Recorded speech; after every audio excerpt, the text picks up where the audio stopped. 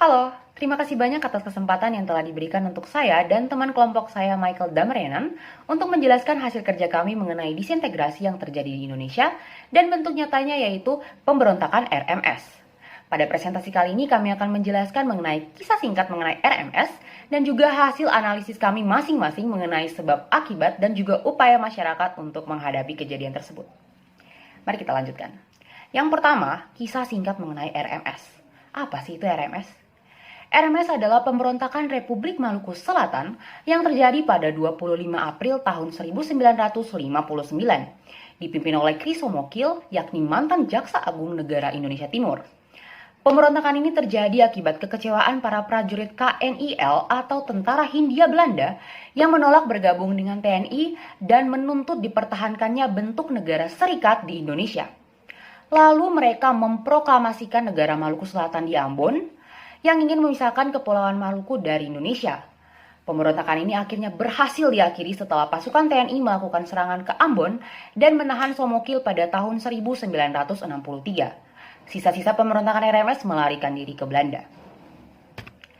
Kemudian selanjutnya hasil analisis dari saya. Yang pertama, sebab. Penyebab terjadinya pemberontakan RMS adalah penolakan pembentukan Negara Kesatuan Republik Indonesia dan ingin melepaskan diri dari wilayah Republik Indonesia karena menganggap Maluku memiliki kekuatan secara ekonomi, politik, dan geografis untuk berdiri sendiri. Kemudian akibatnya yaitu banyaknya korban jiwa yang berjatuhan dan juga adanya kerusakan material. Hubungan antar kelompok di Maluku terganggu. Nah, maksud dari hubungan antar Maluku terganggu ini apa sih? Karena kan di Maluku itu ada kelompok yang memang mendukung persatuan NKRI dan ini nih kelompok RMS ini. Makanya terjadinya terganggu hubungan antara satu dengan yang lain. Kemudian mengancam stabilitas NKRI. Oh, tentu saja sudah begitu jelas bukan? Dengan adanya RMS yang mau memisahkan diri sendiri sangat menjadi ancaman bagi kesatuan negara Republik Indonesia. Kemudian migrasi besar-besaran ke Belanda. Seperti tadi kisah singkat, sisa-sisa RMS itu bermigrasi ke Belanda, mereka pindah ke Belanda. Kemudian selanjutnya hubungan Indonesia dan Belanda yang terganggu.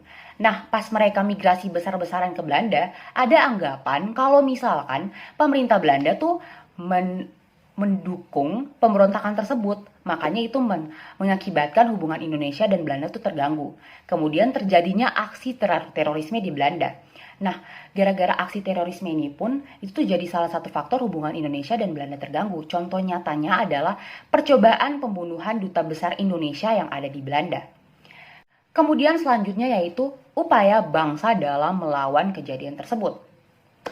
Dari informasi-informasi yang saya dapatkan, masyarakat Maluku ada yang menolak untuk turut serta dalam RMS dan ada juga yang memang turut andil mengambil posisi sebagai anggota RMS. Seperti yang tadi saya bilang tuh, kalau misalkan ada yang memang mendukung NKRI, tapi ada juga yang masuk ke RMS. Nah, kemudian upaya oleh Kolonel A.E. Kawilarang dipilih sebagai pemimpin dalam melaksanakan ekspedisi militer yang mewakili pemerintah maupun suara masyarakat untuk menghentikan RMS sebagai pencipta ancaman bagi kesatuan NKRI. Nah, for your information nih, orang-orang dari generasi penerus Republik Maluku Selatan sampai hari ini masih berada di Belanda. Pada bulan April tahun 2010, John Watilete menjadi presiden kelima RMS. Ia merupakan presiden pertama yang berasal dari generasi kedua suku Maluku di Belanda. Nah, selanjutnya presentasi oleh teman saya Michael Damrenan, dipersilakan. Jadi penyebabnya yaitu karena penolakan pembentukan negara Kesatuan Republik Indonesia dan juga yang melepaskan diri dari wilayah Republik Indonesia karena menganggap Maluku memiliki kekuatan secara ekonomi, politik, geografis untuk berdiri sendiri.